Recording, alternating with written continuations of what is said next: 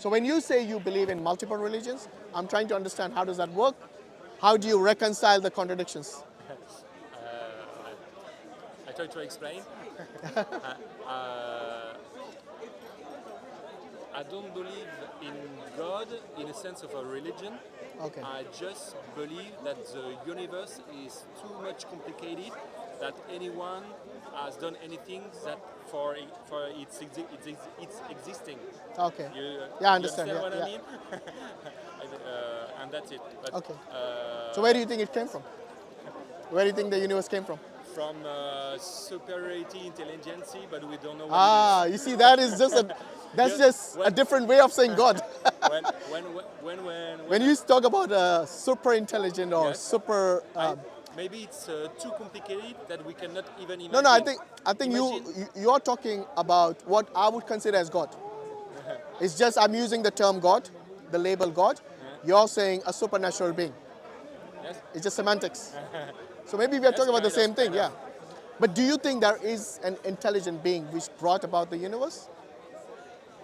Yes. Do you think that is the most logical possibility?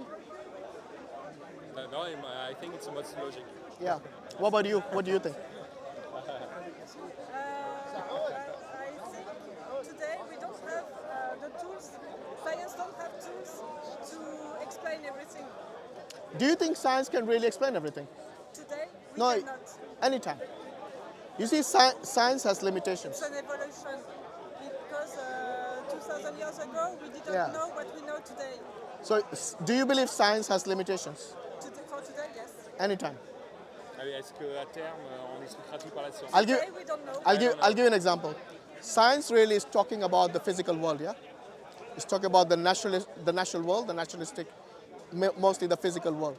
But you see, we believe that something physical exists and something metaphysical also exists. Do you believe that? Or do you only think there is only physical entities and physical things What do you define within the universe? by metaphysical? What is Something that is not metaphysical? physical. For example, your consciousness, yeah? Yeah? Your emotions. Okay, You believe you have emotions, right? sure. But can you prove to me you have it? I You see where I'm coming from? So you see, science cannot measure whether you love your parents more, your children more, your wife more, or your pet more. They don't have a device to measure that. I understand.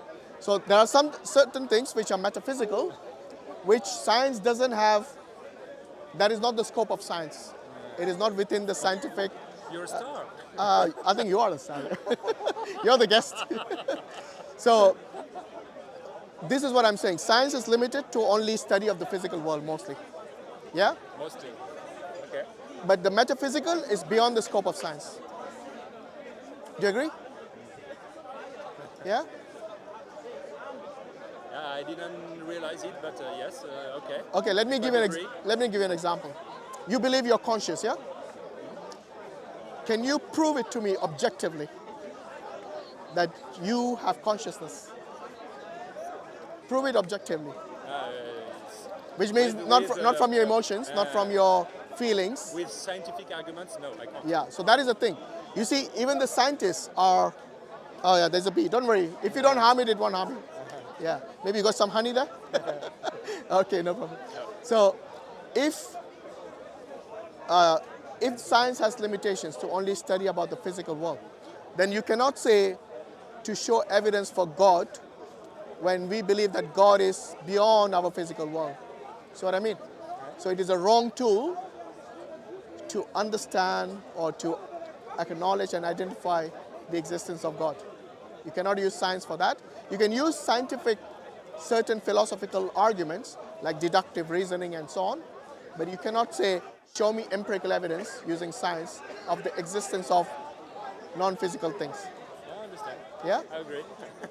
So this is what I mean. So when you say that, I think your family left you. All right, maybe they're coming back. Yeah. Was it the bee or was it me?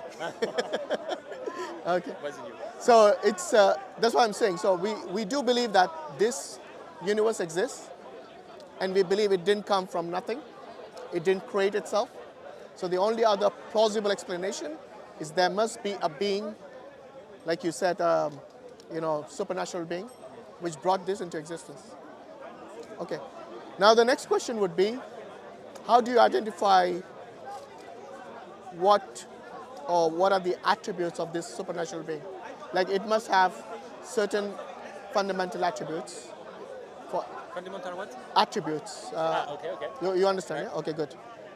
For example, look, obviously it must exist, and we know that we normally in philosophy they use the term necessary being. Have you heard of this? Yeah. No, but I can imagine. Yeah. I So can necessary being understand. is basically, sorry, your bag. Yeah. Necessary being is like not dependent on anything, Ah oui. whereas everything else is dependent. Like take the universe, take everything in the universe, take your family, take yourself. You are always dependent on something else. Yes, and we see also the cause and effect Okay. in the around us. For everything, for every effect, there must be a cause. There must be a cause. Yes, Yes? yeah, for everything. Right. And we know that you heard of the Big Bang, yeah. Yes? So many people believe in the Big Bang because that is the most accepted model that we have from the cosmologists study the cosmos, and they say that the Big Bang is the most accepted model. Yes, of course it's theory like everything else, but they got evidence for it, and so on. Now, the Big Bang, I would consider that to be an effect. So the question would be, what caused it? Yeah. See what I mean? Right. So this is how we understand that the universe did not just come by itself. There must be a cause that brought it into existence. So now going back to the necessary being I talked about earlier, the necessary being itself shouldn't be dependent. Yeah, so it's independent, must exist eternally. That means no beginning, no end. It must have a will, for example, to create everything, to create the universe and so on. So far, what do you think? Does it make sense? Yes? Yes? And you see, we as Muslims, we believe that science and religion are not exclusive in terms of their understanding. Like we don't have to reject science, everything in science.